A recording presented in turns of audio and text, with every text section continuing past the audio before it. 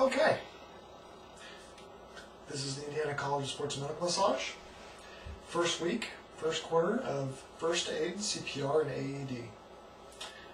As a massage therapist, it's vitally important to know basic emergency care. Every person should.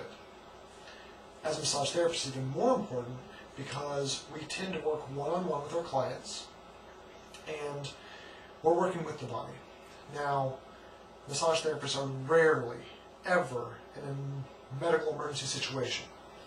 To give you an idea, I do know a doctor whose medical malpractice insurance is over $1 million a year. That's because in the medical field, doctors, nurses, insurance companies expect doctors to get sued. So, in order to counteract that expectation, they require a very large annual fee. Massage therapists, on the other hand, which are also required to carry annual liability insurance in case we get sued, our liability insurance usually is around $70 a year. So, $1 million compared to $70 gives you an idea of how often we're actually involved in an emergency situation. Given that, if a situation does arise, either in your practice, on your table, or just a facility where you're working, or even at your home or when you're out in just a social activity, you want to be prepared to take care of yourself and to take care of others. And that's the primary purpose of this class. This is a 5-week class. Each week, you'll be logging on to a separate site through the National Safety Council. They use the same CPR first aid standards as the American Heart Association. And at the end of that 5 weeks, during your hands-on training, practicum day, we will have an official there to test your hands-on skills, to confirm that you went through the entire online program, you've retained the material. You'll do a hands-on test to prove that you can actually carry out the skills, and after that, you'll receive your certifications, which are good between 1 and 2 years, depending on first aid or CPR. So, what you'll need to do is get into your materials, and you will have one sheet. Here it is shown electronically on the screen. And if you just follow instructions, it will welcome you and shows you the web address, your login, and password. So, once you go to the web address, it'll look very much like this.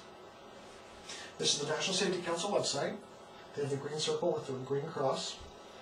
Once you get here, right over on this side, it says returning student. Well, I realize this is your first time.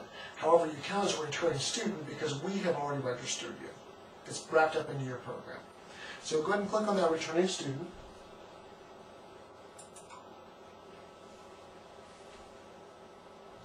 After you do, it'll take you to a login screen.